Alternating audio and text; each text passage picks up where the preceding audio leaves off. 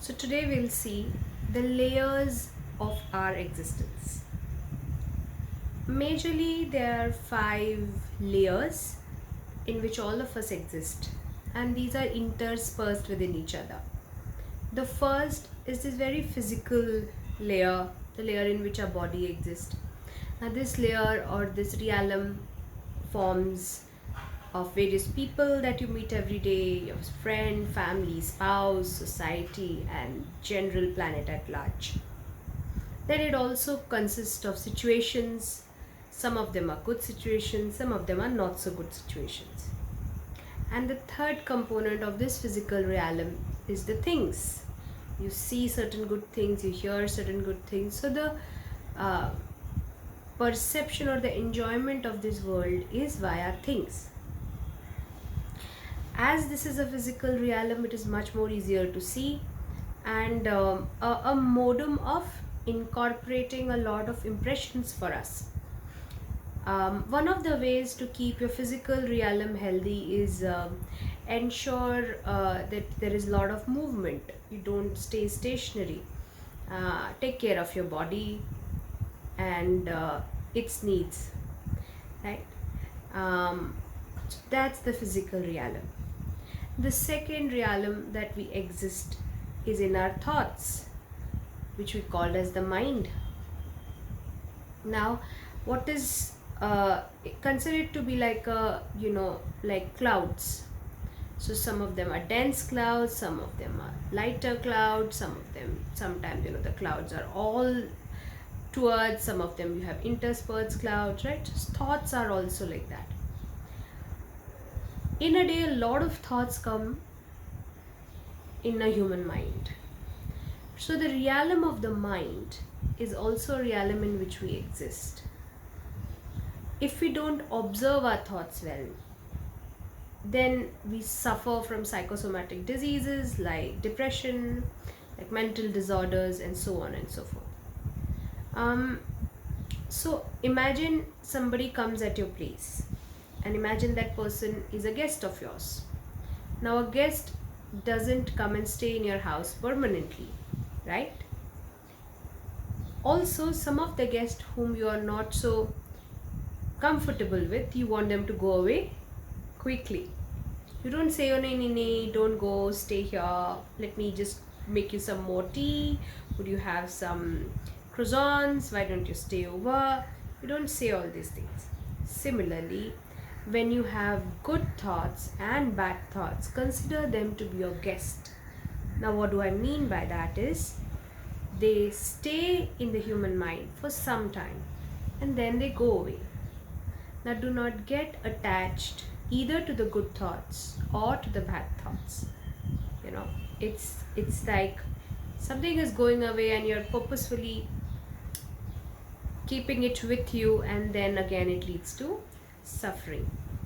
One of the most known methods of keeping your mental space healthy is pranayams, um, meditation. There are certain kriyas that you can do, like Sudarshan Kriya taught by Art of Living, and it helps to keep your the mental space, the space in which your thoughts move, healthy. Now, one of the good things is if you manage your thoughts well over a period of time, you will intuitively know which thoughts to act upon. Think about it. The third space in which we all exist is through our emotions. Again, they are powerful and subtler than our thoughts. Again, there are good emotions and there are bad emotions. Now, generally, emotions are either related to the past or they are related to the future. Now, the emotions related to the past could be guilt, regret, loss, sadness, and the one related to the future is anxiety, uncertainty, and fear. Now, know that the life is not in past and not in future. That's why it is called as a present. And if you see, the emotions that you feel right now would generally be happiness, peace, joy, satisfaction, so forth. Again, a very effective technique to observe your emotions. In fact, if you see, when you feel sad, just stay with that sadness. In fact, go deep into that sadness. And at some point, you will see that it will flip and become love in form of forgiveness. If you have negative emotions for a longer period of time, specifically more than 68 days, what happens is that those emotions go and sit in some part of the body, and you'll start the aches and the pains. So you'll see, if you're emotionally healthy, you'll not have a lot of aches and pains in the body. Okay, one of the very good ways to keep your emotional space healthy is singing and satsang. Now, satsang is what? Company of the wise. So be very careful of your company. Are you in the company of people who constantly talk negative, constantly crib, constantly complain? Or are you in the company of people who talk ideas, who talk visions, who talks about what is happening at a larger space and what we can do for the betterment of the society? Go back and read a lot of things. There are so many literature that helps in one's evolution. So reading, singing, being with children, and celebration together in the company of good people will keep your emotional space healthy. Right? So first, let's recap what all we learned today. So we learned that there is a physical space. Then there is a space in which our thoughts move. Then there is a space in which our emotions move. And then beyond all this, there is a space in which everything exists. It's called the Anandmaya Kosh, or the knowledge exists. So the Vigyanmaya Kosh. Now, subtler than the emotions are your intellect. So intellect is when you judge constantly. Right? This person is nice, that person is not right, this person did this because there was something. So you see intentions in the actions of the people specifically, and that's the job of the intellect. Now, a sharp intellect will help you solve any problem quickly. At the same time, if you are too caught up in the intellect, you will never ever be able to understand the truth of the unknown, because it simply can't be known through intellect.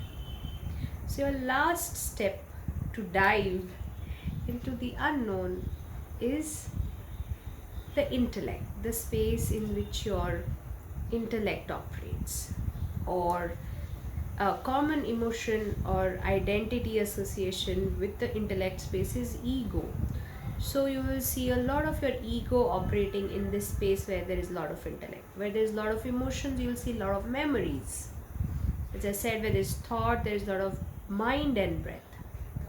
And then in the external world is your body. So it's your body, breath, mind, memories, ego, and then is that element that is the substratum or that contains these five elements, which is your Anandamaya Kosha. So there is no duality there, there is no two, it's only one. And it was described, the qualities of this space is Sat, which is the truth, that which doesn't change. Let's take examples. Like, for example, this body. Have you seen that the body has changed? Situations, people, so things which are related to the external world change. At the same time, if I ask you, how many of you feel that something in me has never changed? So that faculty which observes the change but yet is unchanging is the true consciousness, or you can call it the self, or you can call it the Brahman, in various names and form. So it is the base or the substratum in which the other four modularity of our existence operate. Both are needed. If you actually look at our Puranas, they will tell you Shiva and Shakti, or basically the masculine and the feminine, wherein feminine represents dynamism and the masculine represents the witness, right? The Shiva and the Shakti. So these are the five spaces or modes of our existence.